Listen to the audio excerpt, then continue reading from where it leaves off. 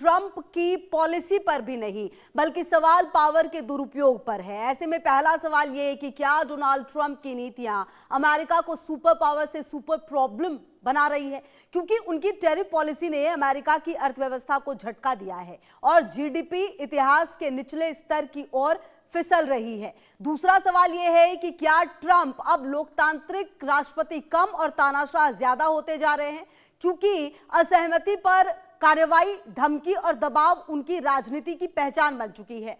तीसरा सवाल यह है कि क्या दुनिया अब अमेरिका से दूरी बना रही है और नया वर्ल्ड ऑर्डर आकार ले रहा है, क्योंकि ब्रिक्स डॉलर से हट रहा है, यूरोप नाराज है और भारत की यूपीआई ग्लोबल हो रही है। तो क्या ट्रंप का गेम अब ओवर होने वाला है और क्या अमेरिका खुद अपने ही राष्ट्रपति की वजह से कमजोर पड़ रहा है? आज इसी पर होगा हमारा समझिए.com, तो बने रहिए हमारे साथ।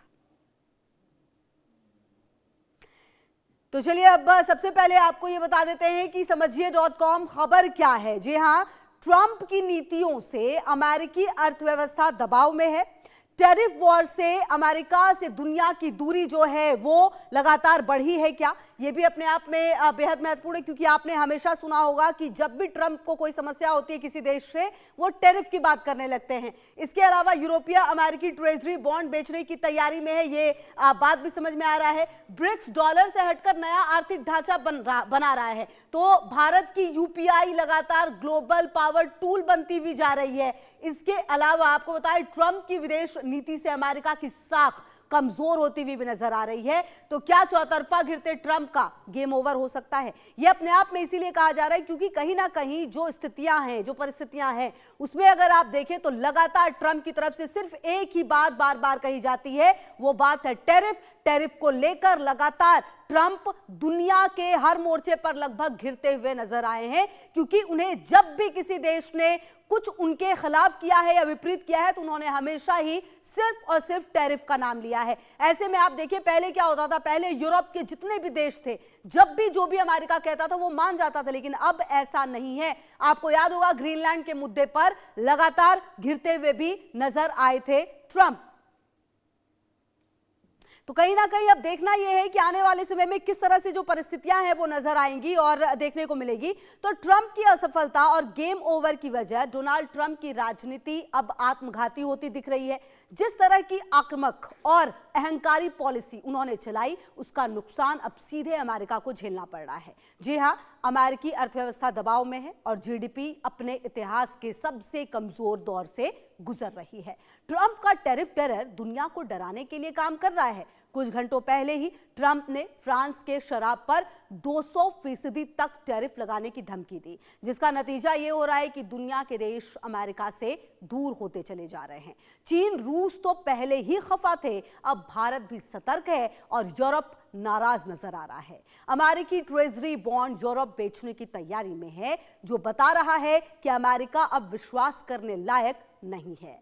ब्रिक्स के 10 देश डॉलर से हटकर साझा आर्थिक ढांचा तैयार कर रहे हैं, जो सीधे सीधे अमेरिकी दबदबे को चुनौती है। दुनिया के 10 देशों में भारत की यूपीआई व्यवस्था लागू है। इसके दायरे में 30 देश आने वाले हैं, जो डिजिटल पावर का नया केंद्र भारत को बना रही है।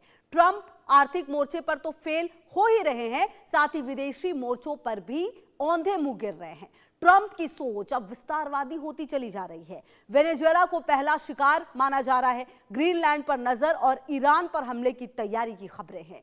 तेल की राजनीति में ट्रंप युद्ध को हथियार बना रहे हैं, लेकिन इससे अमेरिका की छवि वैश्विक स्तर पर और खराब हो रही है। आंतरिक मोर्चे पर जनता नाराज, बाहरी मोर्चे पर सहयोगी देश दूर। यानी ट्रंप अकेले नहीं गिर रहे, उनके साथ अमेरिका की साख भी गिर रही है। और यही वजह है कि अब दुनिया यह कहने लगी है ट्रंप का गेम ओवर करीब है। अब ऐसे में सवाल यह उठता है कि जो ट्रंप की छवि है उसको कैसे नुकसान हुआ है, ये अब आपको हम समझाने की, बताने की कोशिश करते हैं कि आखिरकार ये जो वॉर है, देखिए किस तरीके से छिड़ता हुआ नजर आया। आपको बता दें कि टैरिफ वॉर छेड़ा, जिससे अमेरिका की अर्थव्यवस्था पर असर पड़ा।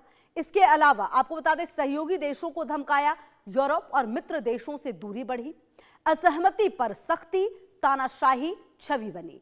इसके अलावा अगर आप देखें और समझें तो ग्रीनलैंड, वेनेजुएला जैसे देशों पर कब्जे की सोच से आलोचना, इसके अलावा अंतर्राष्ट्रीय संस्थाओं जैसे कि यूएन, नाटो को कमजोर करने का आरोप भी है। इसके अलावा आत्म प्रशंसा जो कि वो कई बार करते हुए नजर आए हैं और अति रंजित दावों से विश्वसनीयता पर भी सवाल उठा है। तो कुल मिलाकर अगर आप देखें तो डोनाल्ड ट्रंप की जो छवि बनती हुई नजर आ रही है वो अपने आप में ऐसी है कि कहीं ना कहीं अब आपको सबसे पहले नजर डालते हैं डोनाल्ड ट्रंप की उस ताजा करती हुई खबर पर, जिस पर आपको बता देते हैं ताजा करतूत पर, जिसने अमेरिका और यूरोप के जो रिश्ते हैं उसमें नई दरार पैदा कर दी है।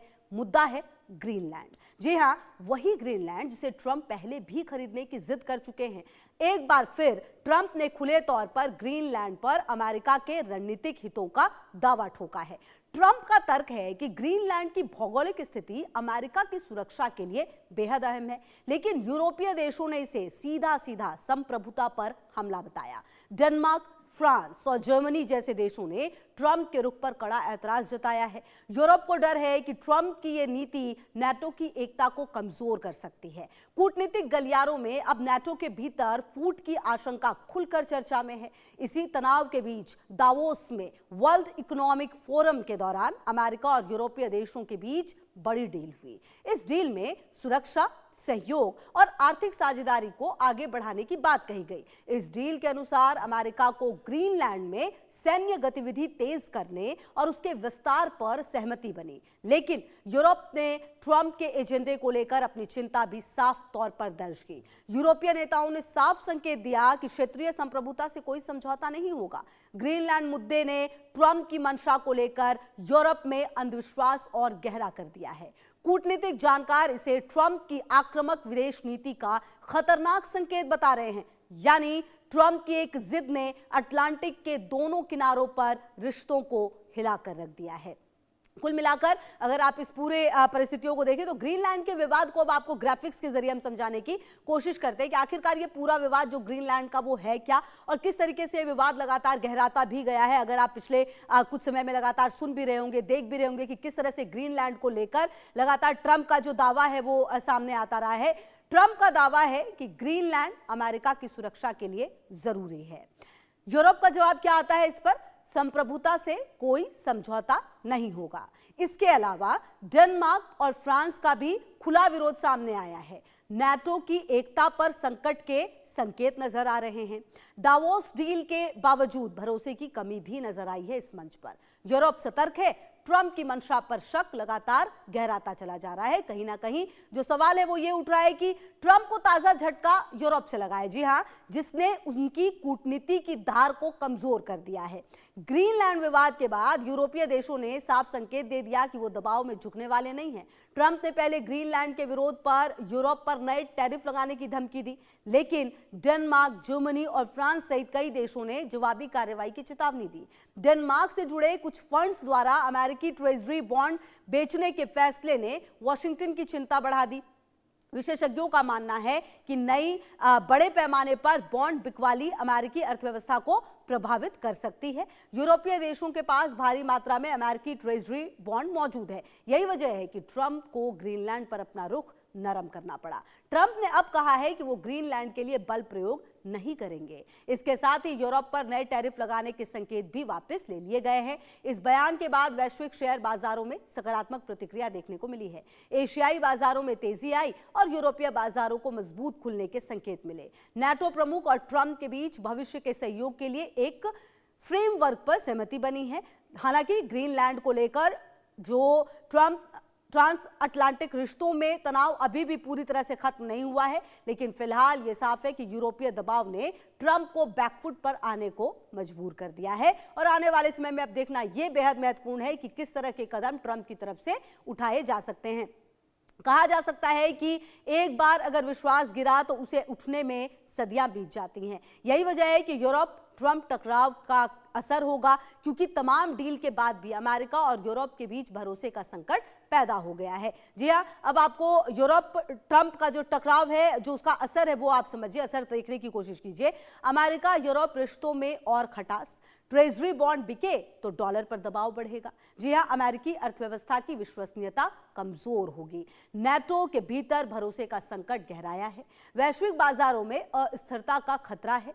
अमेरिका की कूटनीतिक ताकत को झटका है। तो ये वो तमाम असर है जो आने वाले दिनों में अमेरिका पर देखे जा सकते हैं। इसके अलावा अमेरिका के राष्ट्रपति डोनाल्ड ट्रंप ने नॉर्वे के प्रधानमंत्री को एक चिट्ठी भेजी। इस खत में कहा गया कि अब उन पर पूरी तरह से शांति के बारे में सोचने की कोई जिम्मेदारी नहीं है और वो अमेरिकी हितों को प्राथमिकता देंगे क्योंकि उन्हें नोबेल शांति पुरस्कार नहीं मिला।